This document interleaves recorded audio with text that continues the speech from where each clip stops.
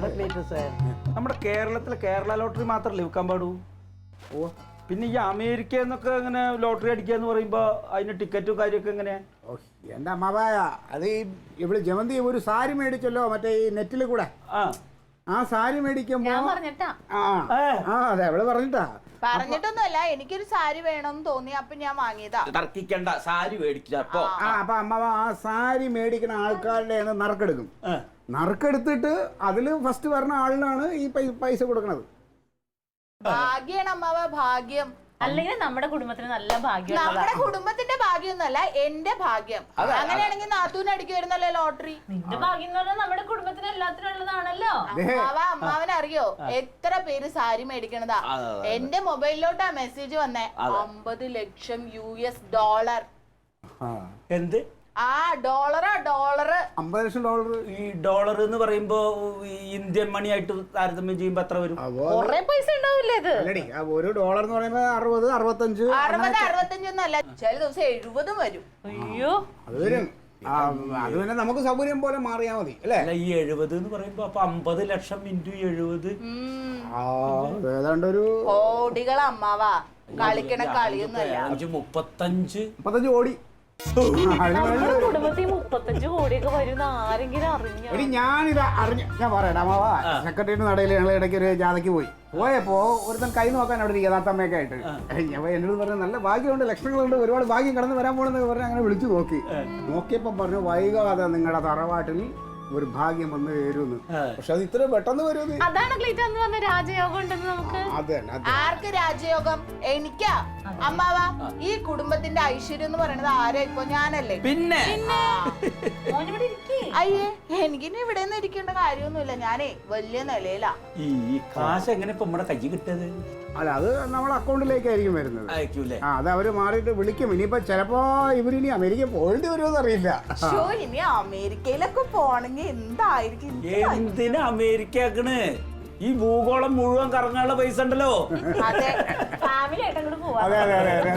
ആയിട്ടൊന്നുമില്ല, ഏട്ടൻ ഇനിയിപ്പോ ആ ജോലിക്ക് പോകണ്ടല്ലേ അമ്മാവ? ആ ജോലി ഇനി ആരും ജോലിക്ക് പോകണ്ട. വേണ്ട.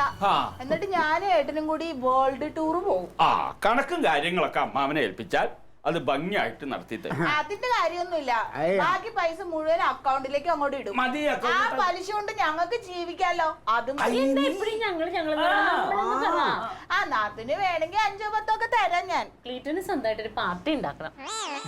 പാർട്ടിയെ അതിന്റെ അല്ല, പാർട്ടി ഉണ്ടാക്കണത് പ്രശ്നമില്ല, അതിപ്പോ ചെയ്യും. പക്ഷെ നിനക്കൊരു നല്ലൊരു സ്റ്റിച്ചിങ് സെന്ററും ഒരു റെഡിമെയ്ഡ് ഷോപ്പും ഒക്കെ ആയിട്ട് അത് ചെയ്യണ്ടേ? പേര് ജമന്തി ടെക്സ്റ്റൈൽ എന്ന് മതി. അത് വേണമെങ്കിൽ ഞാനൊരു തുണിക്കട തുടങ്ങും. നാത്തൂന് അതിന്റെ മാനേജറായിട്ട് ഇരുന്നോ? എന്താ പോരെ? അത് മതി. മഴ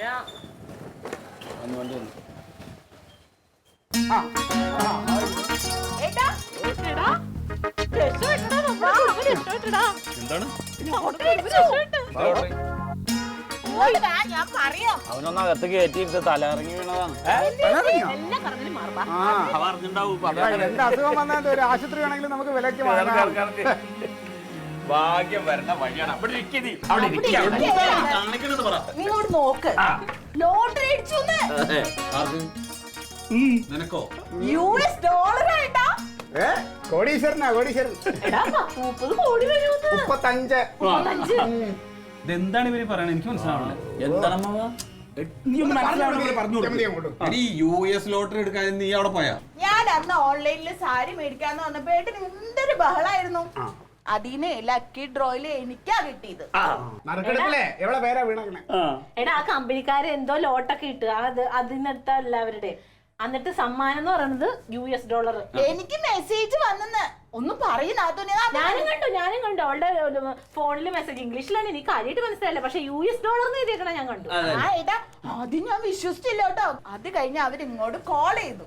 എന്നിട്ട് ഹസ്ബൻഡിന്റെ പേര്, അക്കൗണ്ട് നമ്പർ, പിന്നെ ബാങ്ക്, ബ്രാഞ്ച് ഉൾപ്പെടെ പറഞ്ഞു അവര്. അപ്പോഴേ ഞാൻ വിശ്വസിച്ചേ. പിന്നെ അത് കഴിഞ്ഞ അവര് പിന്നെ വിളിച്ചു. ഈ പൈസ നമ്മുടെ ബാങ്കിലേക്ക് ഇടണമല്ലോ, കോടികളല്ലേ, അതിന് വേണ്ടിയിട്ട് പിൻ നമ്പർ കൊടുക്കണോന്ന്. അത് ഞാൻ കൊടുത്തു. പിന്നെയാണ് വീണ്ടും ഒരു ഒരു മെസ്സേജ് വന്നേ OTP നമ്പർ നമ്മുടെ മൊബൈലിൽ വരും, അതും അയച്ചു കൊടുക്കണോന്ന്. പിന്നെ ഇപ്പൊ തന്നെ ട്രാൻസ്ഫർ ആവുന്നുണ്ടോ? സന്തോഷായില്ലേ? അല്ല എന്താ നിനക്ക്? എന്താ നിന്റെ തലക്കകത്ത് എന്താ ഓളുണ്ടോ? ഉണ്ടടി.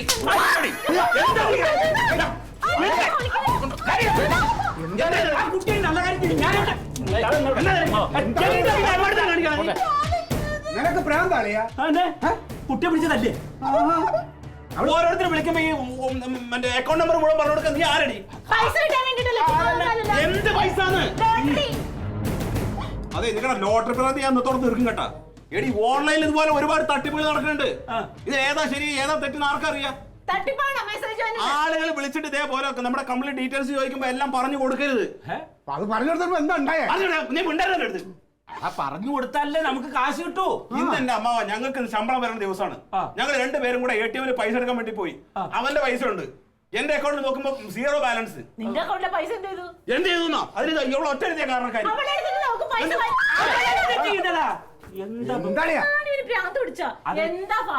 അതെങ്ങനെ അവള്? എന്റെ തങ്കം അവള് ഓൺലൈനിൽ ഷോപ്പ് ചെയ്തില്ലേ, അപ്പൊ ചോദിച്ച അക്കൗണ്ട് നമ്പർ OTP നമ്പറൊക്കെ അവർക്ക് അയച്ചു കൊടുത്തില്ലേ, അവരാറ്റ് ഇവന്റെ പൈസ പിൻവലിച്ചു എങ്ങാണ്ടെന്നും. അക്കൗണ്ട് നമ്പർ പിൻ നമ്പറൊക്കെ പറഞ്ഞു കൊടുത്തില്ലേടി? എന്റെ തങ്കം ഇവള് അയച്ചു കൊടുത്ത അക്കൗണ്ട് ഡീറ്റെയിൽസ് ഒക്കെ ഏതൊക്കെ സൈറ്റിൽ പോയിന്ന് നമ്മളെങ്ങനെ അറിയാനാ? ആ സൈറ്റ് ഉണ്ടാക്കണവന് പോലും അറിയൂല ഇതാ എവിടെയൊക്കെ പോണേന്ന്. അവരാരെങ്കിലും വലിച്ചെടുത്തിട്ടുണ്ടാവും ഇവന്റെ പൈസ. ഇതിപ്പോ അക്കൗണ്ടിൽ ശമ്പളം മാത്രമേ ഉണ്ടായിരുന്നുള്ളൂ, അതുകൊണ്ട് അത് മാത്രമേ പോയുള്ളൂ. അക്കൗണ്ടിൽ പൈസ ഉണ്ടായിരുന്നെങ്കിൽ എന്താ ചെയ്യണി? എല്ലാം എടുത്തോണ്ട് പോകൂലേ? ഇനി ഓൺലൈനിൽ വാങ്ങിയുള്ള സാരി ഉണ്ടല്ലോ, അത് കെട്ടി പോയി പിടിക്കണോ? ഈ മാസം ശമ്പളം പോയില്ലേ? ഈ മണ്ണ് വാരുത്തുണ്ടോ പോത്തെ? ലോട്ടറി മാങ്ങാത്തൊരി എന്തൊക്കെ നടക്കണില്ലേ? അമ്മാവ് ഇത് കൊല്ലത്തൊരു ഡോക്ടറുടെ 7 ലക്ഷം രൂപ പോയി. പിന്നെ രാജയോഗം വരും രാജയോഗം വരും എന്ന് പറഞ്ഞപ്പോ ഞാൻ എന്തൊക്കെയോ പ്രതീക്ഷിച്ചു. അമ്മാവാ, ഇവളുടെ ഇപ്പോഴത്തെ യോഗം രാജയോഗമല്ല, പിന്നെ പരാജയ യോഗ. പരാജയ യോഗം.